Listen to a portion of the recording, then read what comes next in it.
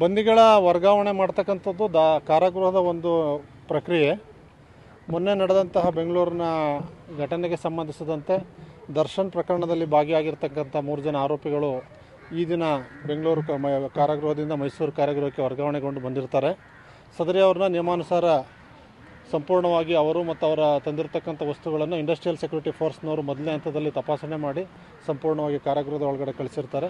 ಕಾರಾಗೃಹದಲ್ಲಿ 2ನೇ ಹಂತದ ತಪಾಸಣೆ ಮಾಡಿ ಅವರಿಗೆ ಕಾರಾಗೃಹದ ರೀತಿ ನೀತಿಗಳನ್ನು ಅವರಿಗೆ ಬ್ರೀಫ್ ಮಾಡಿ ಸಾಧಾರಣ ಕೈದಿಗಳಂತೆ ಅವ್ರನ್ನ ಇಲ್ಲಿ ನಡೆಸ್ಕೊಳ್ಳಲಾಗ್ತದೆ.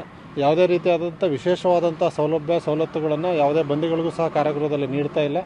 ಇವರನ್ನು ಸಹ ಅದೇ ರೀತಿಯಲ್ಲಿ ನಿಯಮಗಳ ಪ್ರಕಾರವನ್ನು ನಡೆಸ್ಕೊಂಡು ಹೋಗಲಾಗ್ತದೆ. ಈಗ ಪ್ರಸ್ತುತ ಮೈಸೂರು ಕಾರಾಗೃಹದಲ್ಲಿ 822 ಜನ ಬಂದಿಗಳಿದ್ದಾರೆ. ಕಾರಾಗೃಹದಲ್ಲಿ ನಿಯಮಿತವಾಗಿ ತಪಾಸಣೆ ಕಾರ್ಯಗಳನ್ನು ನಾವು ನಡೆಸ್ತಾ ಇದ್ದೀವಿ. ಬೆಳಗ್ಗೆ ಸಂಜೆ ಮತ್ತು ಅನಿರೀಕ್ಷಿತ ತಪಾಸಣೆಗಳನ್ನು ನಮ್ಮ ಅಧಿಕಾರಿಗಳು ನಡೆಸ್ತಾ ಇದ್ದಾರೆ.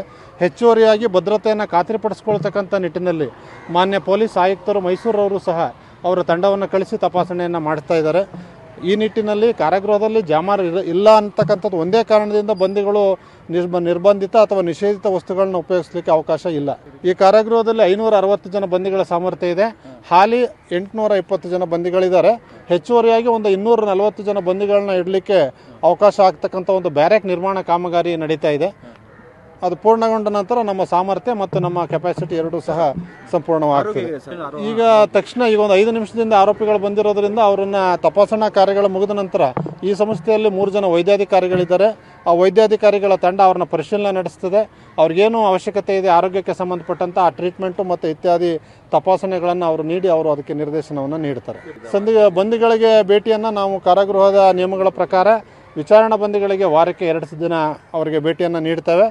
ಅದರ ಪ್ರಕಾರನೇ ಅವರನ್ನು ಸಹ ನಿರ್ವಹಣೆ ಮಾಡ್ಕೊಂಡು ಹೋಗಲಾಗ್ತದೆ.